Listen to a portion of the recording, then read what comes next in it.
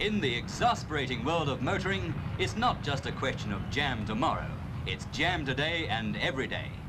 And the more cars there are on the roads, the longer it takes to drive to work, if you must drive to work.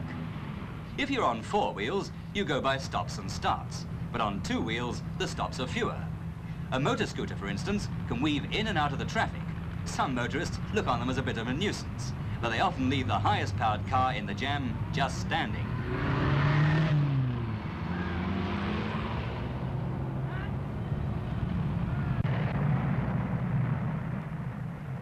And parking a scooter is easier than parking a car.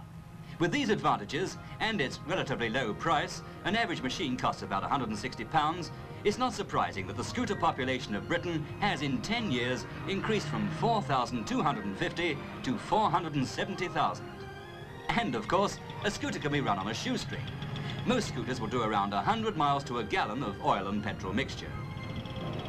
The motor scooter was invented in Britain just after the First World War, but the idea didn't catch on. In World War II, a special machine was produced to be dropped with paratroops into enemy-occupied territory.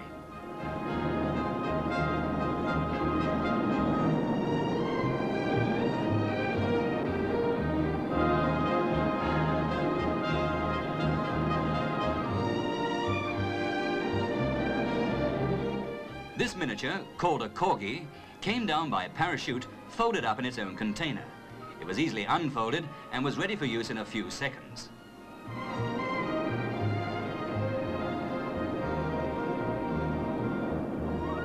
There are very few corgis left today, but these members of the London Federation of Boys Clubs are taking part in what they call a go-bike rally on tiny machines very similar to them.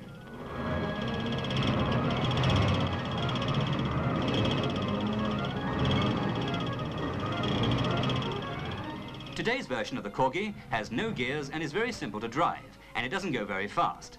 But it's just the thing to put in the boot of the family car if you don't want to drive into a busy shopping centre.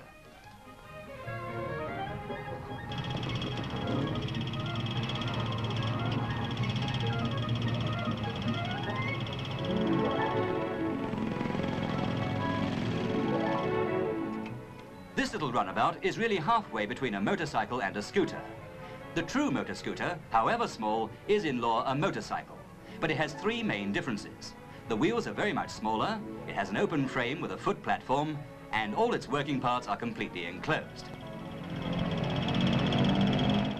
Phew, what a getaway! Like a motorcyclist, a learner on a scooter doesn't have to be accompanied. But this Italian scooter is fitted with a specially designed dual control to make learning to ride safer on the highway.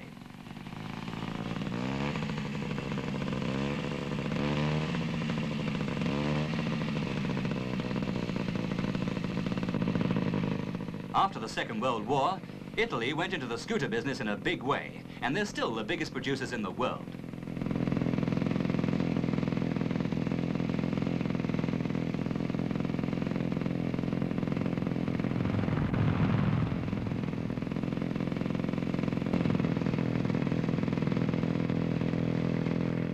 With the vast increase in scooters have come scooter clubs, more than 600 in Britain alone, with about 20,000 active members, more than a quarter of them women. This is a club outing to Box Hill in Surrey, but clubs like this will travel thousands of miles on holiday and to scooter rallies all over Europe.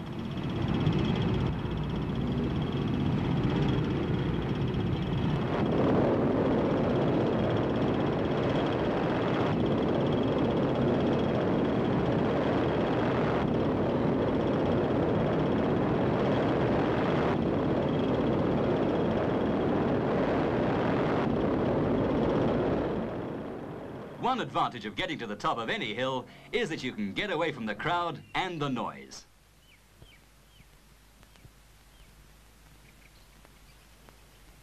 About 4,000 people who like crowds and scooters gathered at London's Crystal Palace for a mass scooter rally.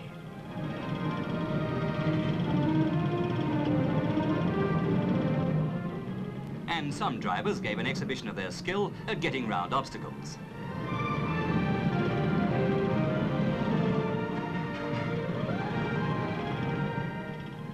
At the end of the rally, there was a grand parade of all the scooters, many with sidecars. This is the first completely automatic British scooter. Its gears and clutch are self-operating, and, say the makers, a novice with no previous experience can get on it and drive away. Today, nearly 90,000 new scooters are sold in Britain each year, and more of them are British-made, though the United Kingdom only entered the scooter market seriously about 5 years ago. Top speed of a scooter is about 45 miles an hour, but they vary in size and power, between 50 and 280 cc. About 40% of the scooters in Britain are owned by women.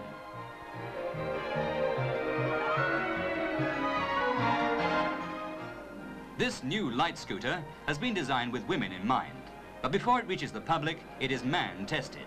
Every scooter in Britain is given a road test before it leaves the manufacturers, and 4 in every 1,000 made by this firm are also given tests equivalent to 6 months' wear in normal conditions. Of course, these scooters never reach the shops. Here, on a tank testing course, a new scooter is put through its paces. Upper gradient of 1 in 2 over soft, loose ground to test power, road holding, steering and general strength. Rushing downhill and hitting bumps to test the suspension.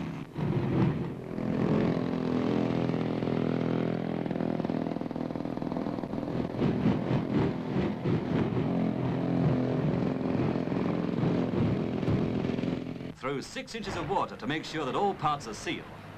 If a scooter survives this sort of thing, it should stand up to Mum popping round to the shops on it, even if she's a heavyweight. After the test, the scooter will be taken to pieces and examined, so that, if necessary, modifications can be made to future models. Today, scootering is another motorized sport that has become international. To this rally at London's Haringey Stadium came visitors from 13 European countries, as well as Africa and the United States, and many took part in the competitions. There are still scooters, of course, without even the tiniest engine, which rely on child power or manpower.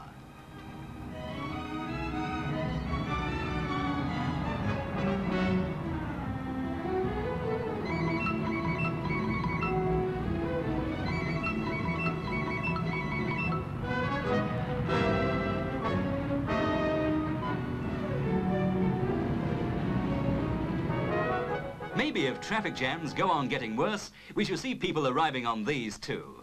Because if things got quite impossible, you could always tuck this sort of scooter under your arm and run.